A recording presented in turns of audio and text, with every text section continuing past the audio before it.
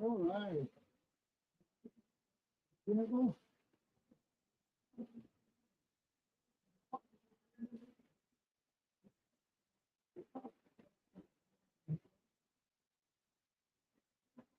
Good afternoon, everybody. Let's get started lecture here. The potency of the digital innovation pavilion with the sponsors CIAAI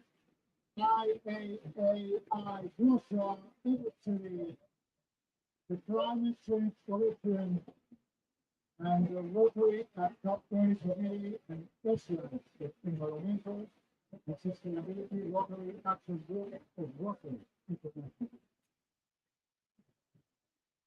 What we're doing here today is what it will take very, very long time to do, which is launching a flag.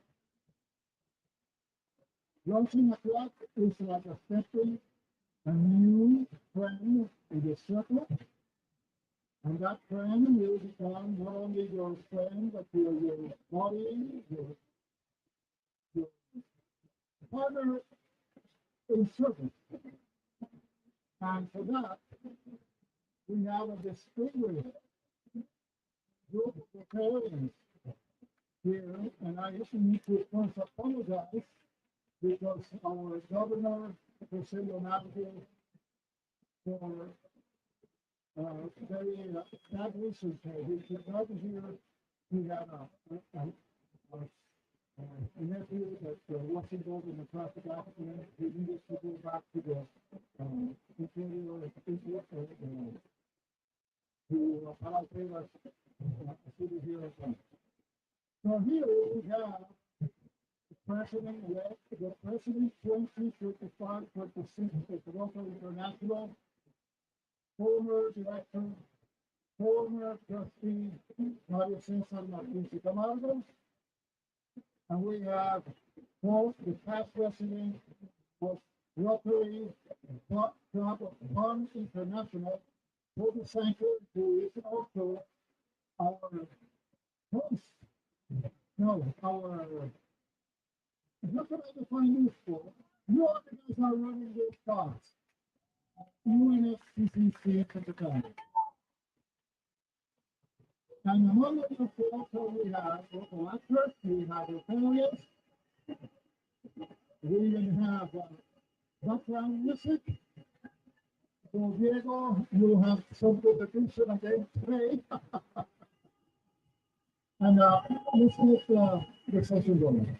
I will pass the floor to Mario to explain what is the launching of a new Rotary club. Nobody better than you to give us a sense of what it is.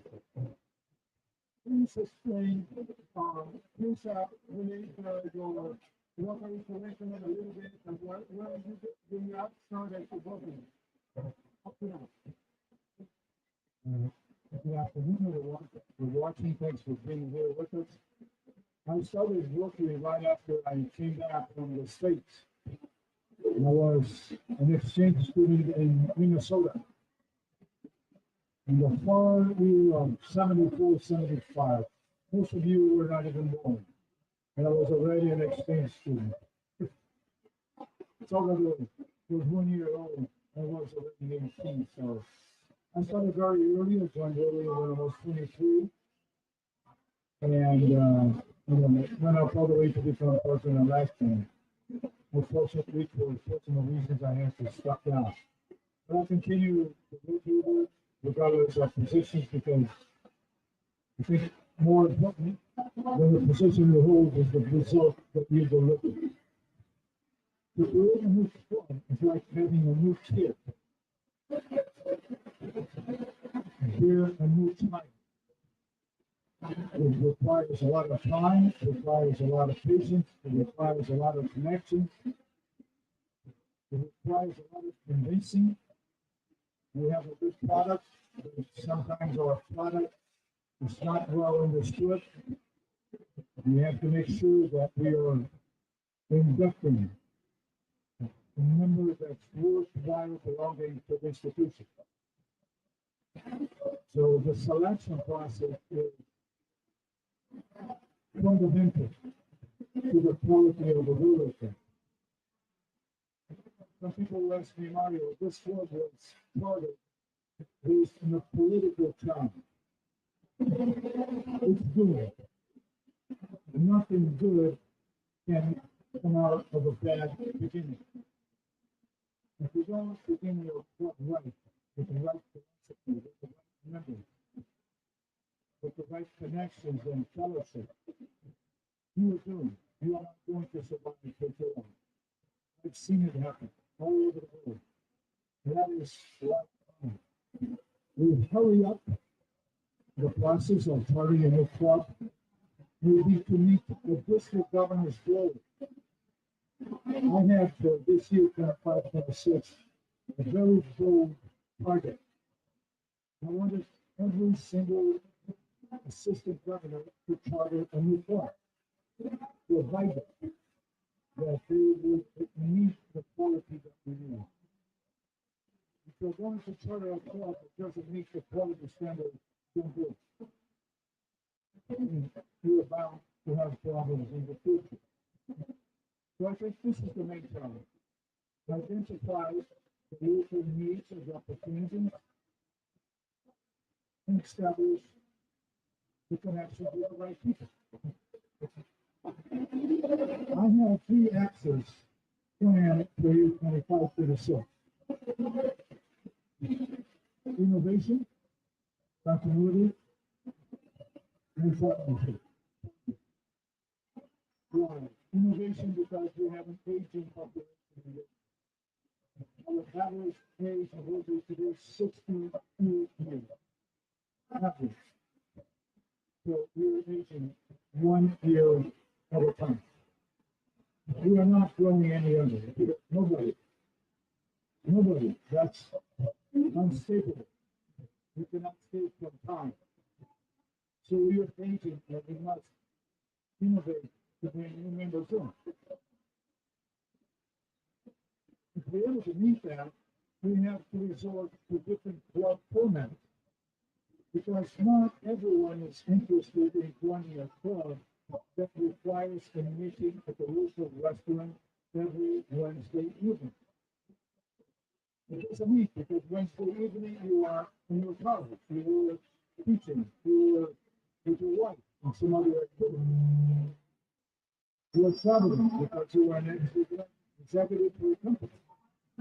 So we have to reflect and make it flexible for members to be part of the leadership. This model includes, for instance, a satellite club, which is the club that we are talking about right now. A satellite club has all the red tape, the bureaucracy that is demanded from Addison, from our headquarters, and yet it's flexible enough to do what is important, and just to deliver service to the community and to connect people with their own profit or to the profit of somebody that needs a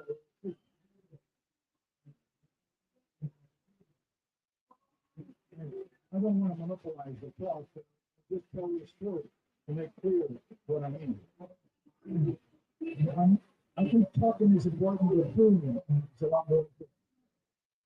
So when I was elected in 1921, I challenged my own club. My own club is a very traditional club. 1949, 105 members strong. Very good project, ongoing, permanent project for the local community. Very well established, financially sound, good connect women into the club, different age brackets, from 80 to 35. However, I challenged my club to set up a satellite club. I was a director, so I had a powerful voice. Asked me, no, Marty. The satellite club is a second grade club. second floor. We are first floor. I said, okay, well, your wife, and your husband would like to meet in a different manner. They have been invited to join our club, and they've never accepted because they have other priorities in life. They have other children to care for. We would like to initiate a club that's more flexible, that's more fun, less formal, less political. They like to gather in a pizza place and have fun and hold somebody from the community to initiate a project. So reluctantly, after 1.5 years of evangelizing, wow, talking to the old guy's table. I developed to the old guy's table. So I was talking to my peers. They said, you guys have to open up your mind. There's a new model. This is not the only working model. So they said, okay, before we decline our membership, we're going to adopt the model. My wife's club today has 50 members. So we are 155 members strong. And my club has guaranteed continuity. Because even if the old guys like myself go to talk to Paul Harris in person, our continuity is guaranteed. And I've seen so many clubs die because people don't want to change, because they don't want to innovate. They want to think outside of the box. Your model is the only right model. That is a sure recipe for death. That's why I'm here today.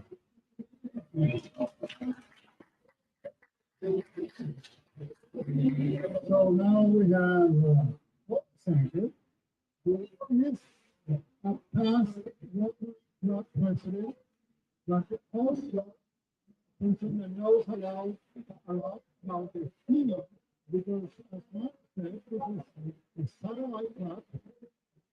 It is migrating to a pastor club model on climate action issues.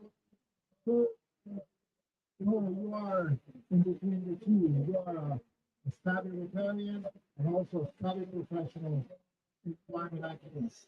Once you take it from a peacemaker, what do you recommend? What are your guidelines, if you will, for a new Rotary club in climate? Thank you very much. I'm very glad to be part of this great initiative. I've been working and supporting this process for the last 20 years. And one thing for sure, I think, is that we have advanced in the way that we think about climate change, the adaptation, and the importance of going down to the local level. That last mile of action, we were talking about big liability and the corridors, money that we especially local governments. The biggest challenge has always been how do you get that money down to the local level where the vulnerable people need it. And we are setting up a lot of modalities to allow that to happen. Rotary works at the community grassroots level, and I think that's where the great opportunity for Rotary is to take care of that last mile and participate in these global events, global agenda, and so forth. Adaptation is not something of the future anymore, and I think that we all accept and realize now that adaptation is for now. We're talking about money that will start to flow 5, 10 years from now, but the cost of adaptation is not something that countries will go. Somebody is paying right now. Either pay to loss of income, loss of production, even to their own lives. So I think the opportunity is there now, I think, to intervene and help communities deal with crime and talk with it. And the fact that Rotary operates at the community level across the world, I think it's a great opportunity to reach out to everyone. Everybody that we meet in the corridors are very happy to interact with each other. But then you wait 6 months until you come back to the next big conference. And so it's not like that, like this offers that opportunity to continue this friendship while we're actually doing good things. So I look forward very much to publicizing this event and making sure that we get as many members as possible. There's a lot of interest out there, and I think the opportunity is there to be captured. And I hope that with growing numbers, just in a matter of weeks, we should get hundreds and hundreds of members, and then hopefully create a lot of self-love all over the world, depending on time zones, obviously, but we can start with very strong last one. Funding and opportunities to support the work is there. I think that we need to look at the detail of how to correctly find entry points into partnerships that will allow to use the project. So, the Rotary, I think is there. I think we can show the way and help communities and business people and so forth. Look at that for the service model that Rotary has to actually achieve good results. And very successful.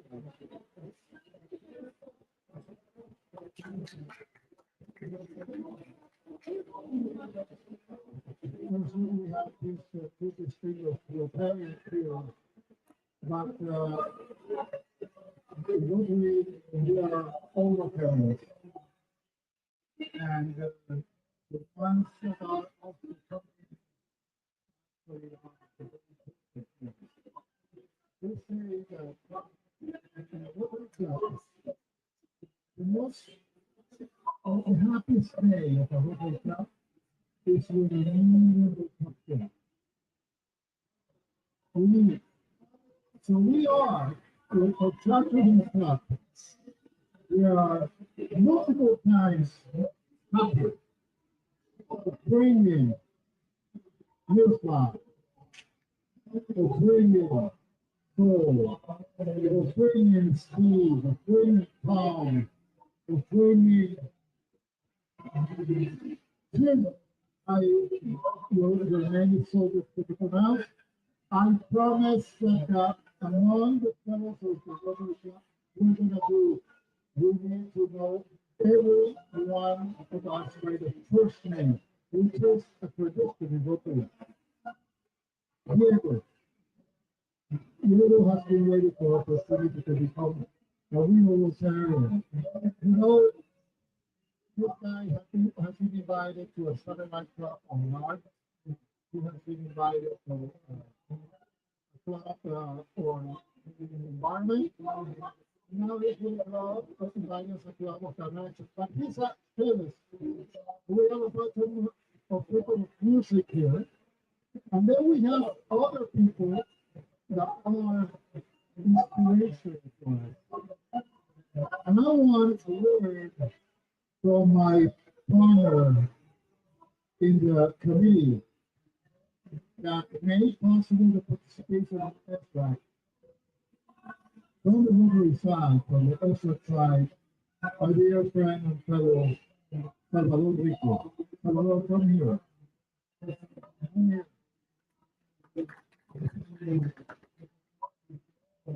Salvador is an inspiration. You can tell us why this is Rotary. Why would you, Salvador? This is the simple Rotarian. Why are we here? We care about the environment. We have reached a lot of challenges. We overcame a lot of challenges to be able to make it happen. And I want to say thank you to Miros, to the organization Blacha for being so patient and working with us on this challenge here. But I want to share just a small story of why I'm not Rotarian. In 2007, I was invited to join Rotary. And the gentleman that came over to me, he says, "Do you know about Rotary?" I said, "Of course I do. I know that there are Mazda cars that XR7 that have the Rotary engine in it. That's what you're talking about, right?" I said, "No. Rotary International, they dedicate themselves at that time, and it still is, the flagship is polio eradication." I said, "Really? How can I help you? I want to join that." I says, "I haven't even told you the whole thing. How come you want to do it?" So because my older sister died of polio. So any organization in the world that is helping eradicate polio, I'm going to help them. But later, I found out that polio expands and it gets spread in pieces, in sewage, including water, rivers. And that's how I became involved in doing river cleanup projects in 2009, way before we had the environment as the area of focus for Rural International. And I shared with Mario yesterday, and shared with Alberto, I'm no stranger to challenges. And I did presentations about environment in many different Rotary clubs across the line up until 2021. There were times actually I was asked to leave because they didn't care about the environment. But I didn't see it as a bad thing. I saw it as an opportunity to educate them, to share with them the importance of taking care of the environment. And slowly, a lot of people changed their views and started doing environment projects, started sponsoring us. Many of them actually donated to us to be here.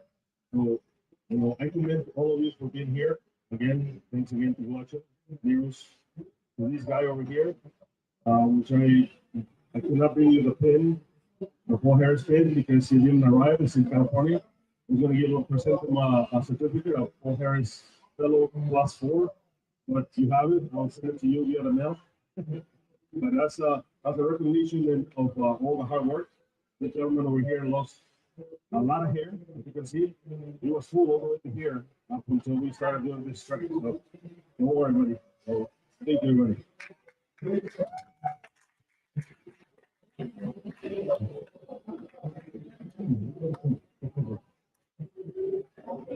Let's go to a second round.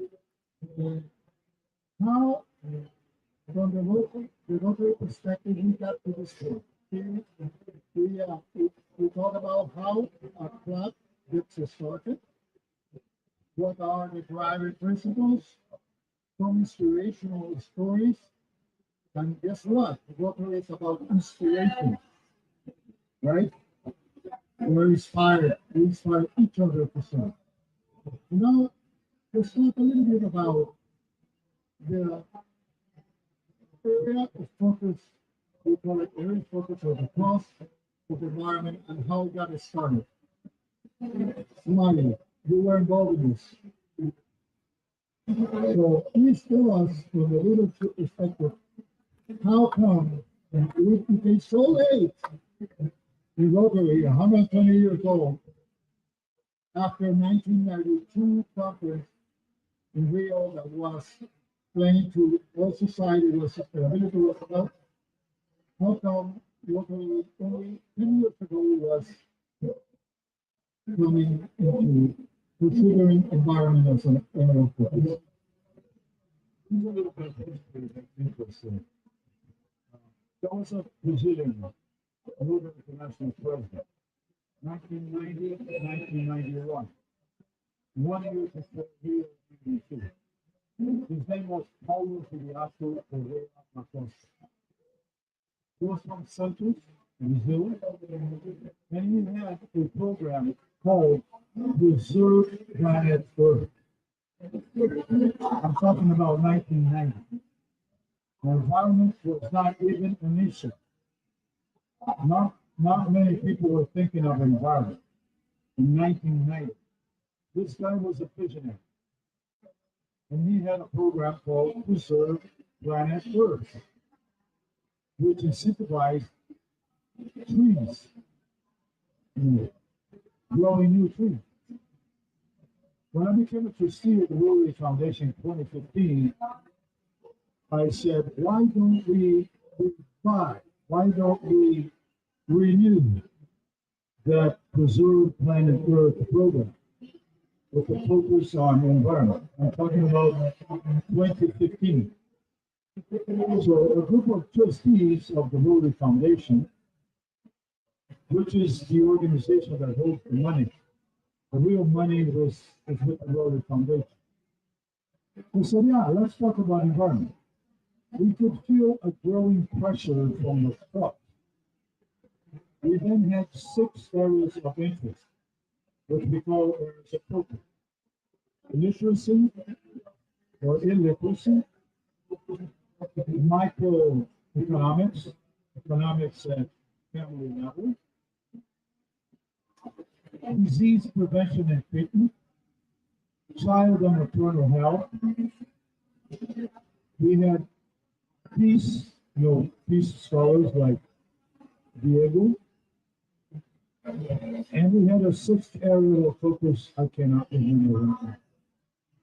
We had 6 areas of interest, which received the money from the Rotary Foundation to fund projects. So we started discussing about environment. Oh, water and sanitation, which gave birth to the environment. But in the Rotary Foundation, we don't do anything based on feelings. We have to do some research. We have to do some inquiry with the Rotarians. So what we did was we did an inquiry with 1,500 people online. Not too extensive. Rotarians, rural actors, young, soon to be Rotarians, people outside of Rotary in our age, 30 plus, and younger people who have never heard of Rotary 30 under. So those were the 4 audience. And the question was, if you were to join a nonprofit organization, what would be the main area of interest in this organization that would attract you? Out of the 4 answers, very expected, Rotarians voted for polio because that's our corporate program. The other 3 audiences voted for environment, including Rotary. So I said, well, this is the science.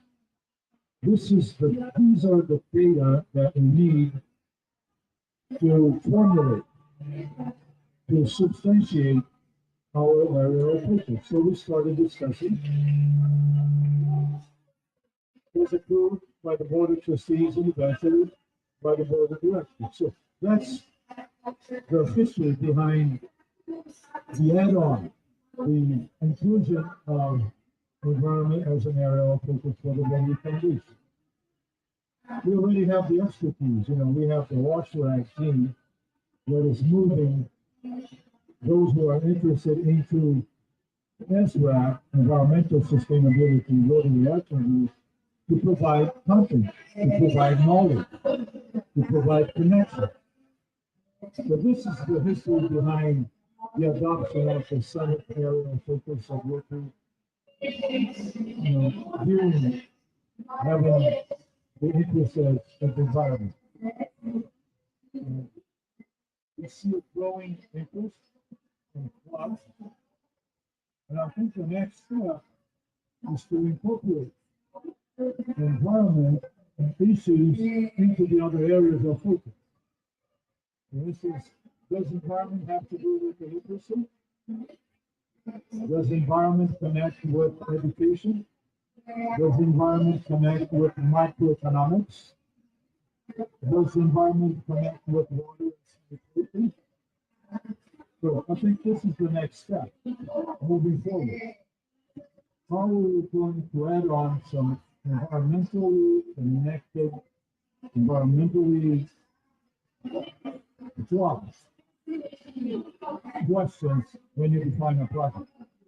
If a project has this environmental impact, Rotary Foundation does not care about it. Or it's not even into the analysis. I think it's being considered now. Whatever you're doing with the project and receiving dollars from the Rotary Foundation, environment is being considered a factor to be thought, to be pondered, to be analyzed. I thought I would give you that information so you know where all this came from.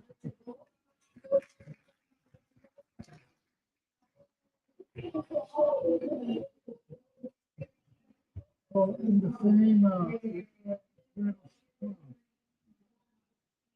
how climate action calling to the order focus. think one of the most recent developments is to look at climate studies. It is no longer just an environmental issue. It actually, as Mario said, connects with water, sanitation, health, and everything else. And that's the approach that governments are starting to take now, and how climate change has an impact on economic development, social and so forth. So there is every attempt to look at programming and actions that have much benefits to climate change. That a lot of people don't go to bed worrying about the climate is changing, they worry about having a food supply. Obviously, a major risk factor, a major cause of concern, but it also provides opportunities to tap into resources and activities that perhaps will not be available for most of the rural and vulnerable communities. So there is a lot of effort to try to reach the most vulnerable. And we have programs that we have decided the most vulnerable countries, in this case, one of the least developed countries in the world. Also in Africa, as some of the Pacific Islanders, the Chile here and so forth. We also target within that indigenous communities, local communities, etc., that are not as well connected to government closures of finance. So there are multiple layers of classification, who's most vulnerable and who deserves to be assisted. I think the world is responding by creating communities that address that, but also create a social council. That's what the whole of it is, to ensure that everybody creates those opportunities for themselves, livelihood improve, fathers and grandfathers of some of us, and we see actually grow up and then become useful citizens and contribute to society. So the value system is gradually shifting towards ensuring that this equity, that the justice measured by considerations and so forth into the work that we do. So Rotary, I think, will naturally embrace all of these and put that into action and focusing on the local level and the welfare of everybody. Not one person at a time. We can't solve the global problem all at once, but we can do it. And gradually build out the course of action that we can see.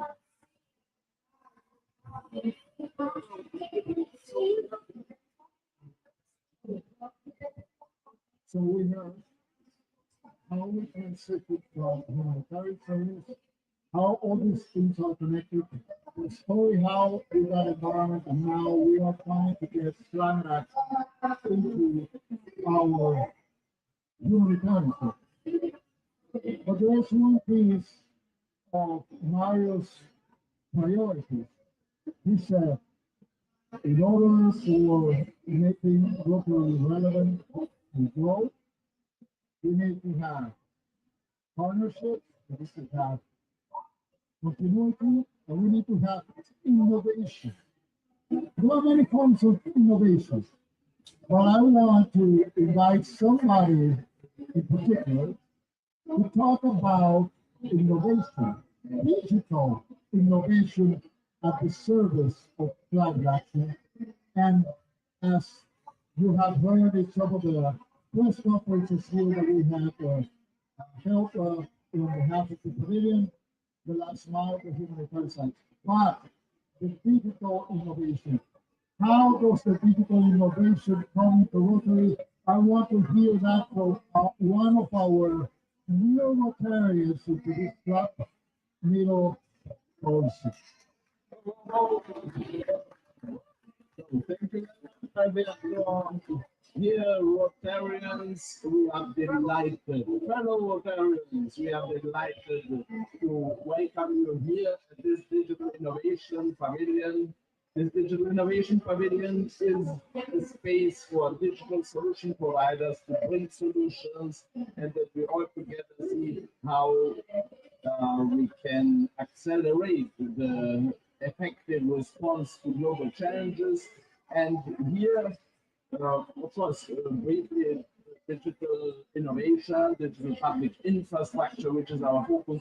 It's about identities, digital self-sovereign identities that we are planning to develop, global challenges, action registries, geospatial tools, digital finance tools. And for us, having here Rotary, really this powerful force for the common good on the local and global levels is really a blessing. It's a big opportunity. And I think that if we work together, we can cross-pollinate, we can really help create synergies. And because Rotary is a decentralized system, and it's very difficult for a Rotarian in a certain place to know what is happening, sometimes even 100 kilometers away in different clubs or so. And if we set up these digital identity systems, share the standards for reporting and getting verified and documented and certified action for climate or other SDGs, and we put it in the Global Challenges Action Registry, then this is information resource, and with blockchain technology we can handle it, and people then they remain the owners of the data. They say with who they want to share the data. But in general, the opportunity we have that we really then know as a global community who is doing what, where, how, with what kind of activities, what kind of resources, and what kind of outcomes. And with this kind of information system, information ecosystem, we as global community can really respond as like an organism to the challenges of our time. And one element which is also very important are resources. And here I also count that we will work together on the joint resource mobilization, because we need to bring to the local level action resources from the global level. There's the Green Climate Fund, there are global philanthropy resources like the Giving Pledge. Bill Gates said he will distribute $200 billion within the next 20 years. But if there is not this capillary system, sometimes of mycelium, somehow the nerve system down to the local level, then the money is not flowing. And people on the ground, they are doing great work, but they are under-resourced and sometimes self-exploiting also. We have to prepare livelihoods for those who are caring for the common good. And with digital public infrastructure, we will work with Rotary and with other partners. Sol was over here. She is also part of these who are going to develop solutions. There's also the TFF, this Trees for the Future Forever Fund. There also there will be 10 billion, I think, are pledged now.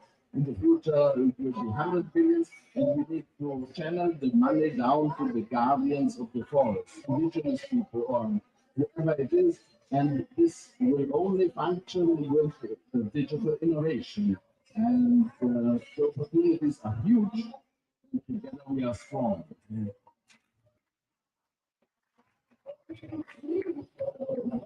Mario, how do we get those partnerships that you were talking about? I think we have a good example with the Gates Foundation.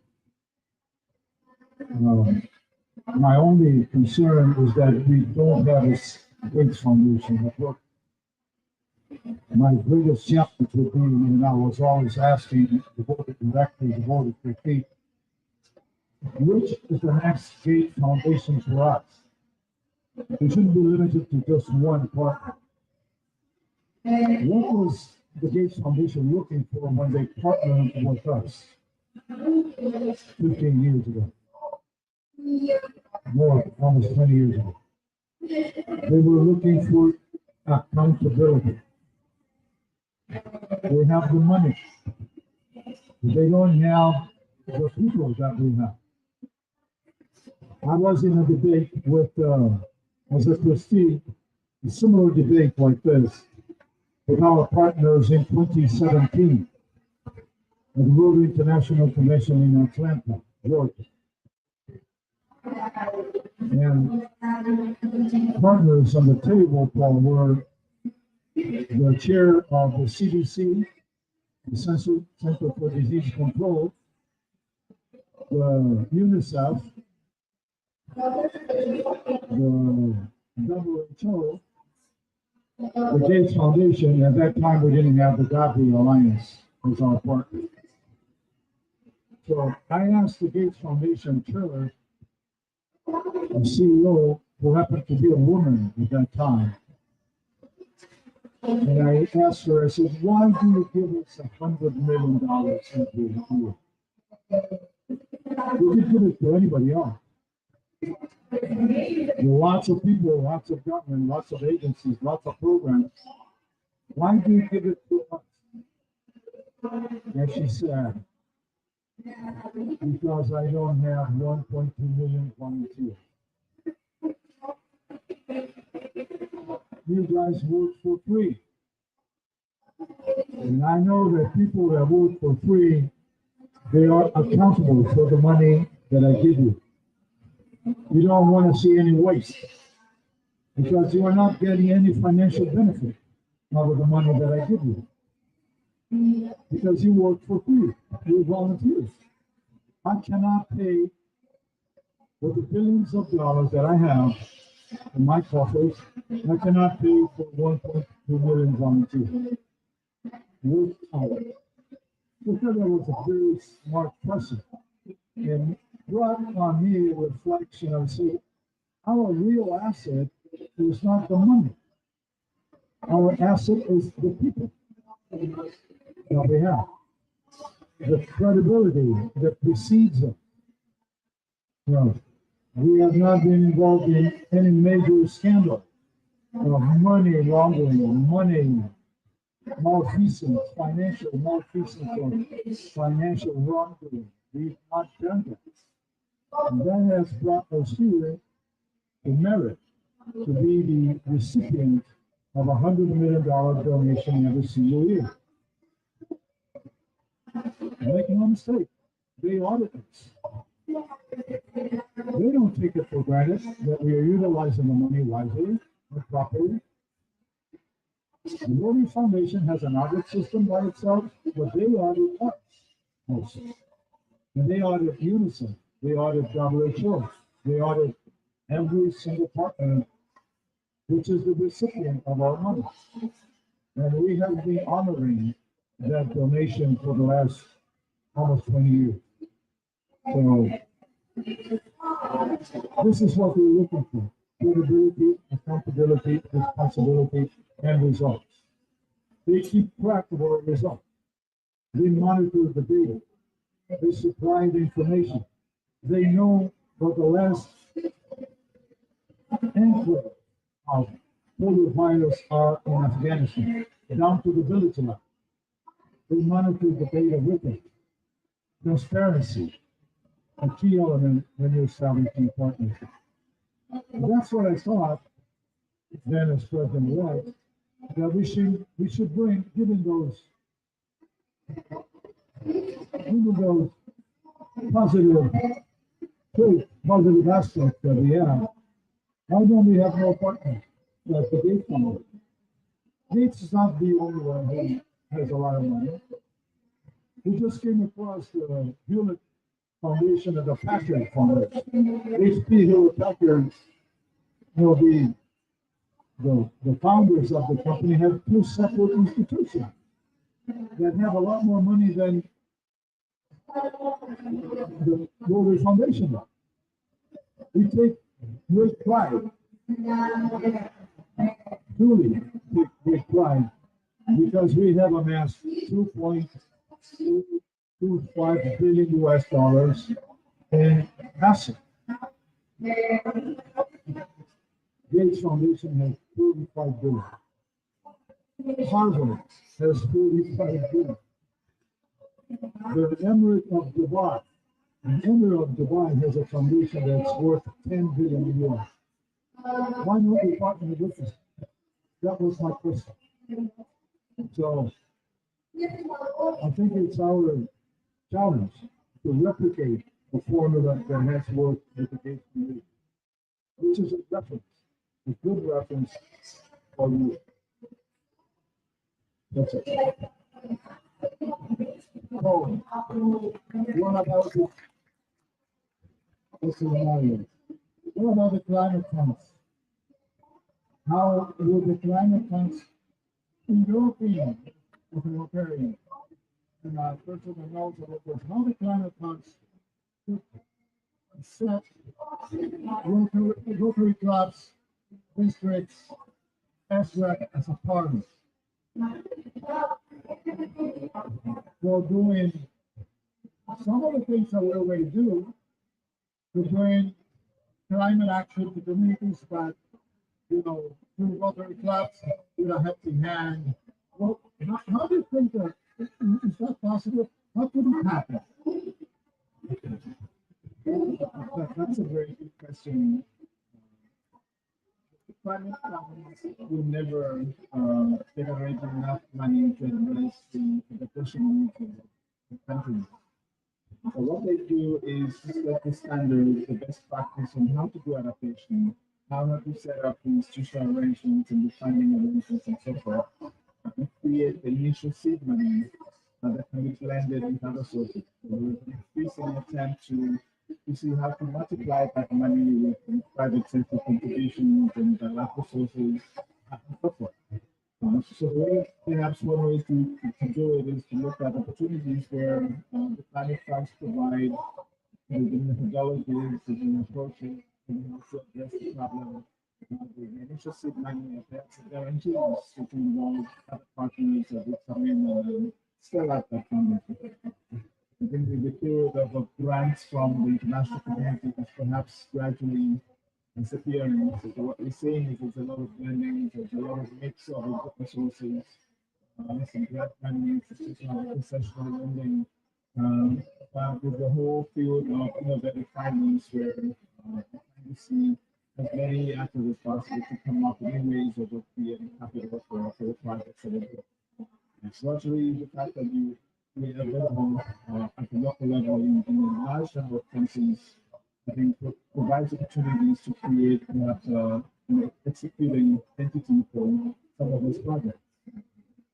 Rotary perhaps will not be able to go directly and invest this money, but in partnership with regional and international organizations, UN and so forth, there are lots of possibilities to have partner and create projects that provide that initial seed and we can multiply it with other sources of funding. So I hope that we're going to find ways in which at the regional level, at the country level, we can find partners and able to access international funds and the things to execute on the ground, especially reaching the people of the community. Okay, well, so there is a light at the end of the tunnel. So Rotary could be useful. I believe so. I mean, the fact that we work at the local level, I think that's where the whole system is trying to achieve, is to create all this money, channel it through micro action, and basically reach people at the grassroots level. And Rotary is there. So I think that's the connection we need to cultivate and find a way to make it work. Excellent. Any Rotary Club meeting at the end has the opportunity for all the fellows to speak, to ask questions, to expose, to do some exposition about any subject related or not to the themes that we are addressing here. I want to open the floor to you, you, the new Rotarians of the Rotary Club of Climate Action, to answer the questions to these gentlemen, to these great fellows. Say that, say there. Oh, I got it right. So I'm looking at this, and the Brazilian government is bringing up a different investment to get financing, really been championing bioeconomy, and we're talking about synergies between the conventions, especially when they're saying that companies and communities are at the forefront of implementation. How is there no opportunity to not just focus on climate action, but also bring in the real convention so we can drive a more holistic approach when it comes to driving interventions, but also resource mobilization. I think that's a personal development. Can we not leverage, can we not be more efficient? Thank you.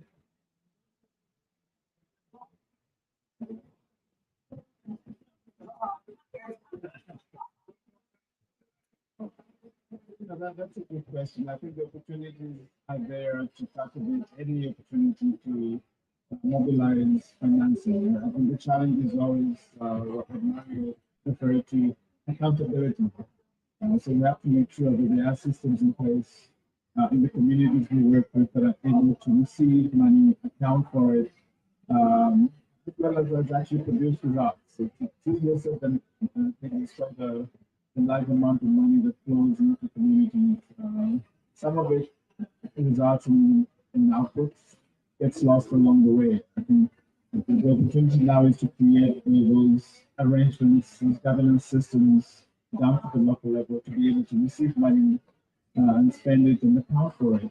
To assure and giving the money that this is money that we're not just throwing away, but it's actually money that will result in the intended benefits.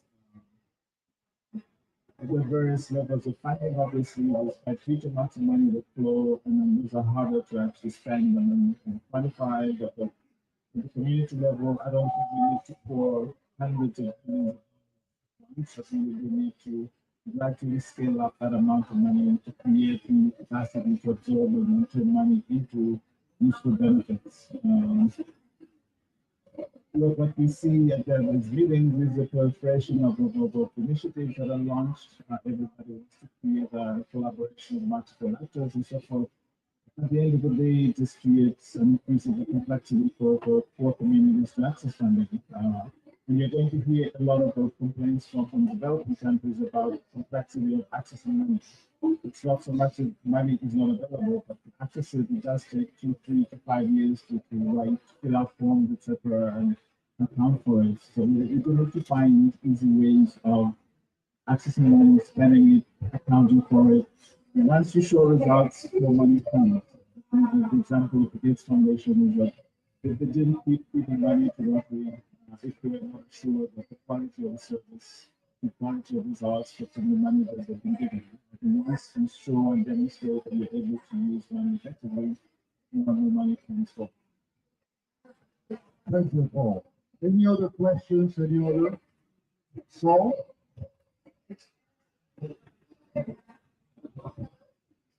I have just a quick question. Do you believe that the UNFCCC or the official system is open to digital innovation and technologies that might help to close the gap or accelerate the allocation of funds, the process? And if so, could maybe possibly members of the Digital Innovation Pavilion and partners through here be able to have a pathway to present ideas that they might not be aware of, that we might be able to either bring their attention to or develop? Thank you. We're a very wide open system where different actors come and present ideas to other parties and so forth. And I think it's a no-brainer that digitalization is the way to enable quite a range of services and development. So I think it's wide open. Most of the development world is trying to get into the digital world, applying mobile phones and so forth, but it's bigger than that. In terms of everybody being registered and accounted for, it enables a whole range of services. So there's no question about it. I think we do need to scale it up to a point where now everybody has access to digital tools and they're not left behind. So no brainer. excellent. We got one more question, one more opportunity. Go ahead. So I go to the last sentence that you've been saying, leave no one behind. So it's a comment more than a question.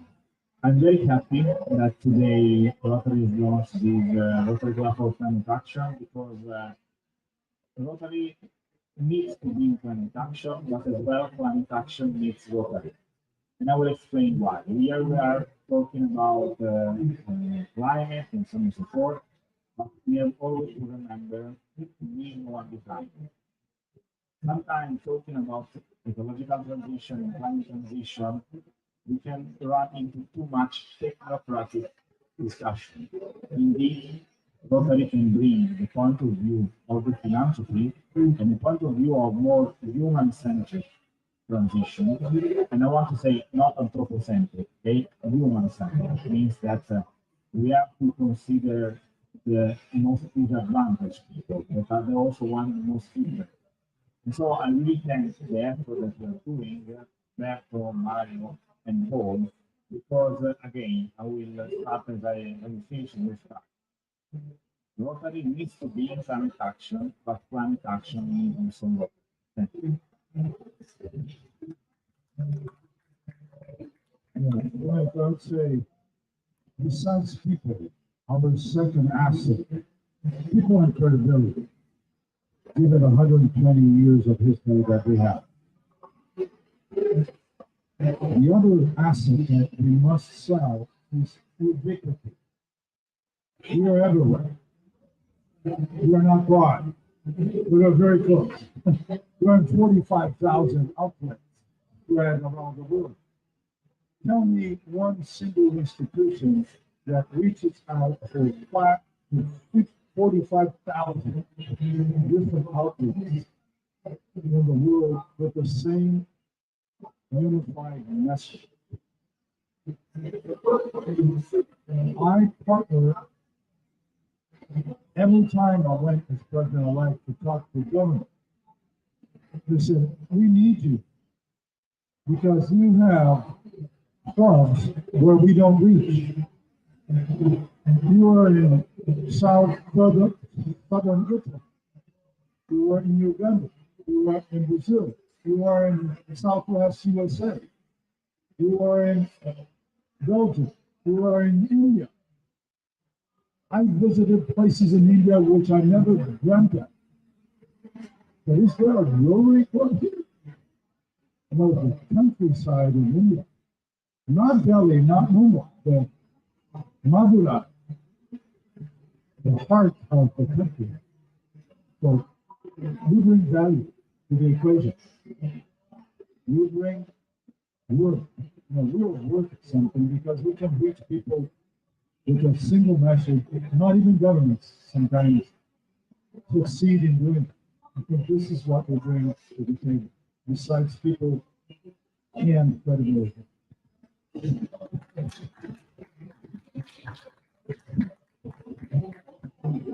In a strong moment of truth,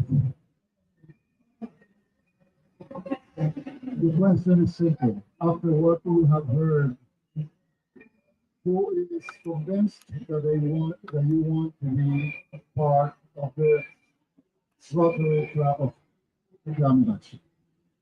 Raise your hands. Not the eyes, your hands.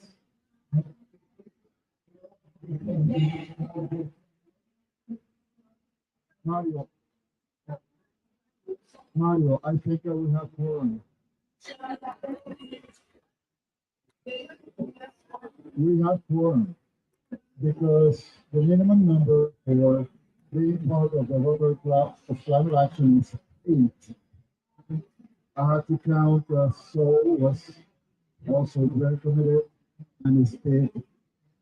And so I guess we have more than 8. So welcome to the new club, the Rotary Club of Climate Action.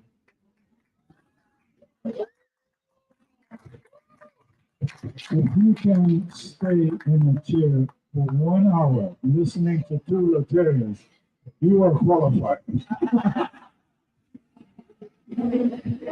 But, in any Rotary meeting, we end up with a program, and we ran out of time. Do we have another session? Okay. So we have about 10 minutes, 15 minutes. And we wanted to present all of you to offer a gift to you, the gift of music of our peace fellow Diego Carneiro. And Diego, I don't want to introduce you. I want you to introduce yourself and what you have been doing in Ecuador, in Belém, in Ecuador, and in other places where the partnership with Rotary, but also what Diego has been doing in Amazon. And I invite Paul and Mario to be part of the floor so we can do the And please don't go away because we need to take the picture.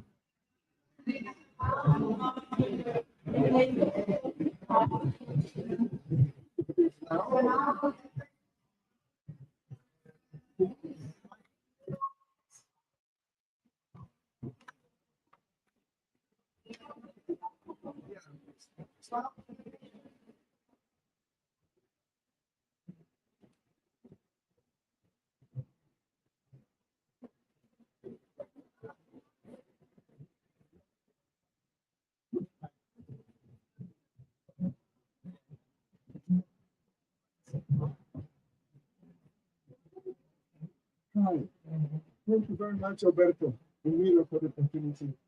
And it's really an honor for me to be part of today's it's the first session, really. And it's an honor also to meet again Mario, who's here in the main where I come from.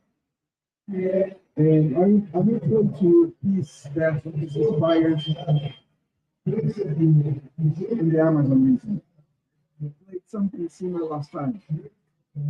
I was born here, therefore I was inspired to do something about my region through music. Music can be like if you see the Amazon River, there are many branches or creeks, you probably say arms, leaves, we say arms in Portuguese.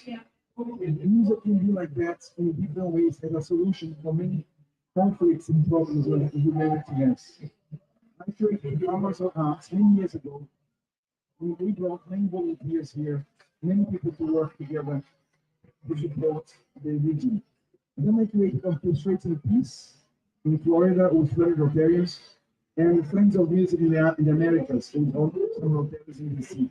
And then I became a Rotary Peace Fellow and I finished this year my studies in peace building and conflict resolution at Makerere University in Uganda. Everybody,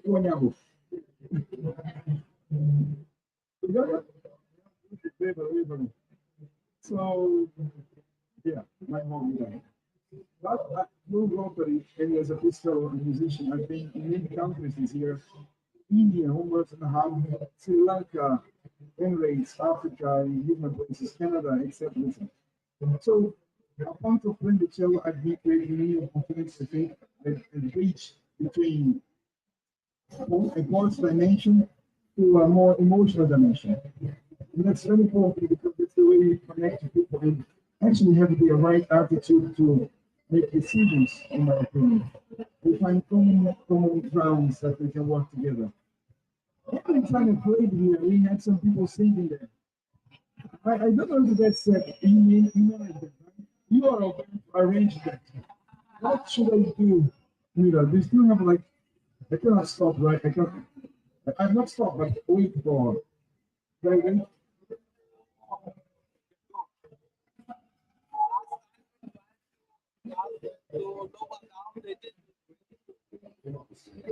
Right. It's slowing down, right? Yeah, okay. What I thought of showing to you. I thought in the piece that are going to prize the Chicago is here. It's called the Amazonian Elegy. It talks about some endangered species in the Amazon and the legends. So I'm going to make it quick for you to make it short version. I will have a short version here. For me, if you go around the Amazonian, the islands, you can find the water, you can feel the water.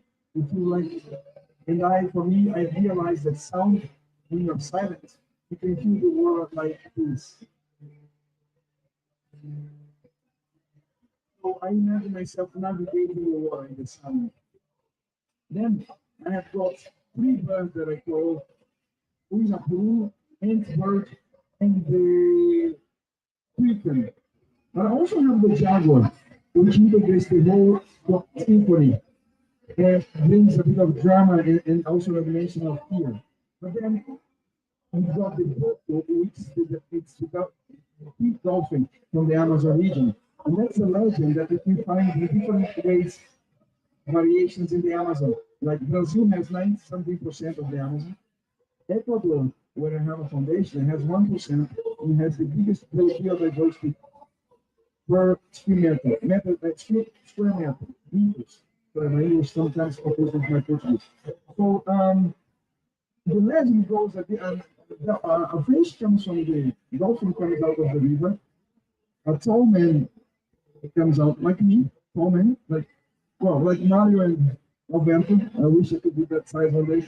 But in any case, it comes and enchants people, women in that case. And the ladies, they get pregnant and they say, in the short version, Father, I'm pregnant, so I need, the father says, you have to leave home. And then she says, it is the bottle, it is the dolphin, the pink dolphin. So the whole idea of dancing together with enchants, it's a very magical, mysterious story. I will try to reproduce. So please keep with me here in the, imagine we are in the silence mode.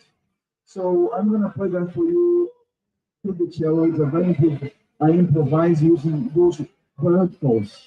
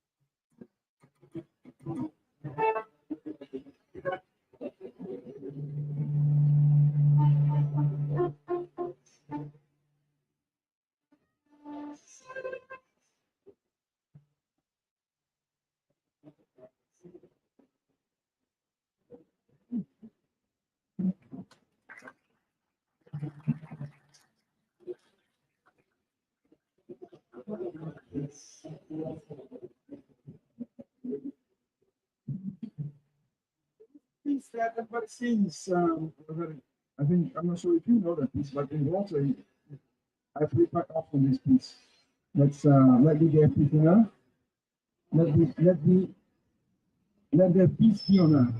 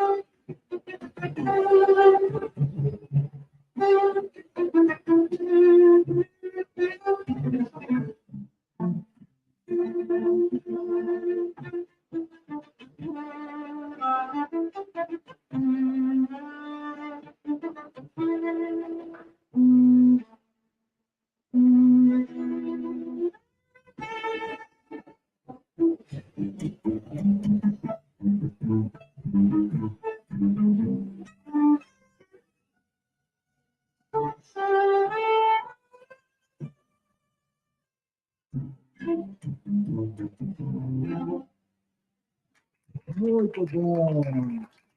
Finalizando com a Linda Rússia, Aquarela do Brasil. Well, fellows, this marks the end of our session.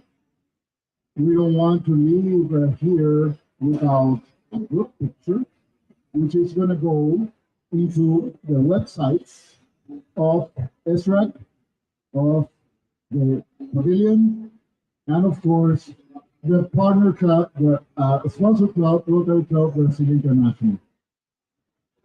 We thank you for being here. Thank you, Mario, for your prestigious presence. Thank you, Paul, for all your support, all what you do for all of us from the Secretariat, and of course from Rotary Bond International. And thank you to everybody. Oh, by the way, we have Rotaractors here. We have our Rotex. You know what Rotex is?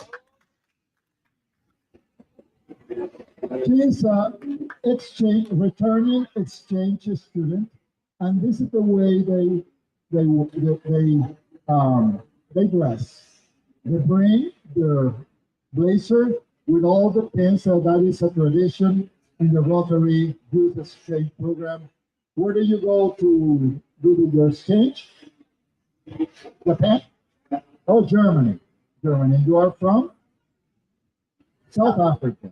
You see, about 8,000 of cats, cats is your name, 8,000 cats around the world. Every year they do an exchange program. So you are our really pride for the Rotarians and Rotaractors. And we are so glad to see a Rotex coming into a Rotary Club. Thank you very much. Don't go away without being here for taking the picture with President Mario and with Paul. Come on, guys. Let's put the picture.